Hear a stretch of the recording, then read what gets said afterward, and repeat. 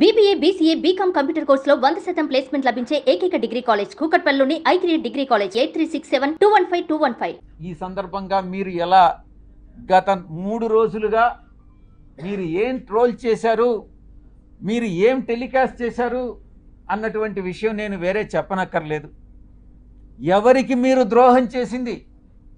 ఒక ఆదివాసీ మహిళకి, ఒక ఆదివాసీ అధికారినికి ఒక్కసారి ఏదో లేనిది ఉన్నట్టుగా చిత్రీకరించి దాని ఆధారాలేంటి, ఎవరి మీద అయితే ఆరోపణలు చేస్తున్నామో ఆ ఆరోపణలు వాళ్ళతో చెకప్ చేసుకొని వాళ్ళ అభిప్రాయాలు తీసుకోవడం జర్నలిస్ట్ సాంప్రదాయాలకి శ్రీకారం చుట్టడం, అది కూడా పూర్తిగా మర్చిపోయి మీ పాటికి మీరు ఆధారాలు లేకుండా టెలికాస్ట్ చేయడం అన్నటువంటిది ఘోరమైనటువంటి తప్పిదం.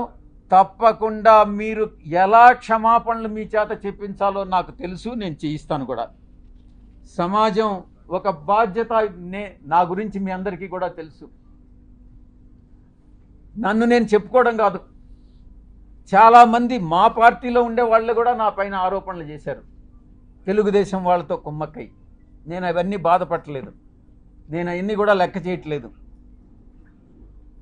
ఇదంతా కూడా ఈ కుట్రలన్నిటికీ కూడా అందరూ చాలామంది కలిసి కుట్ర చేసి, కానీ నా వ్యక్తిత్వం ఏందనేటటువంటిది నాకు తెలుసు. చాలా కింద స్థాయి నుంచి ఒక 8 ఎకరాలు ఉన్నటువంటి ఆ భూస్వామిగా మా తండ్రి గారికి 2 కొడుకులు.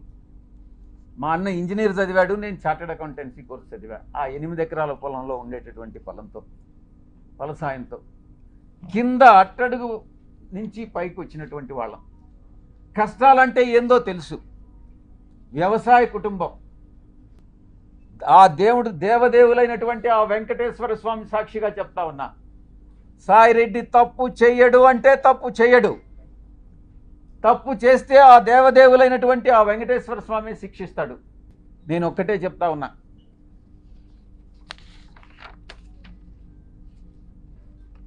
ఒక ఎంపీగా, బాధ్యతాయుతమైనటువంటి ఎంపీగా నా యొక్క బాధ్యతలను నేను నిర్వర్తిస్తా ఉన్నా.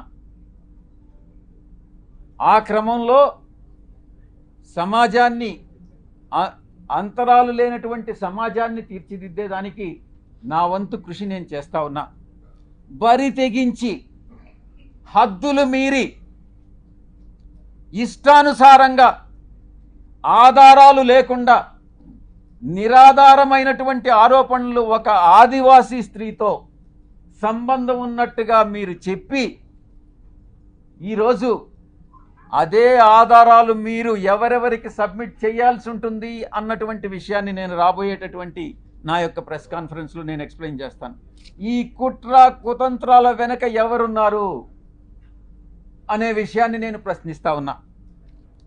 అటు రాజ్యాంగబద్ధంగాను నాకున్నటువంటి ఏ అయితే వసతులు ఉన్నాయో అన్ని వసతులను ఉపయోగించి వీళ్ళందరికీ కూడా బుద్ధి చెప్తాను అన్నటువంటి విషయాన్ని నేను తెలియజేస్తా ఉన్నా. ఇక యూట్యూబ్ ఛానల్స్ కావచ్చు, కొంతమంది సోషల్ మీడియాలో గ్రూప్స్ క్రియేట్ చేశారు. ఆ గ్రూప్స్ కానీ చట్టరీత్యా నేను చర్యలు తీసుకోపోతున్నాను అన్నటువంటి విషయాన్ని నేను మీకు తెలియజేస్తా ఉన్నా.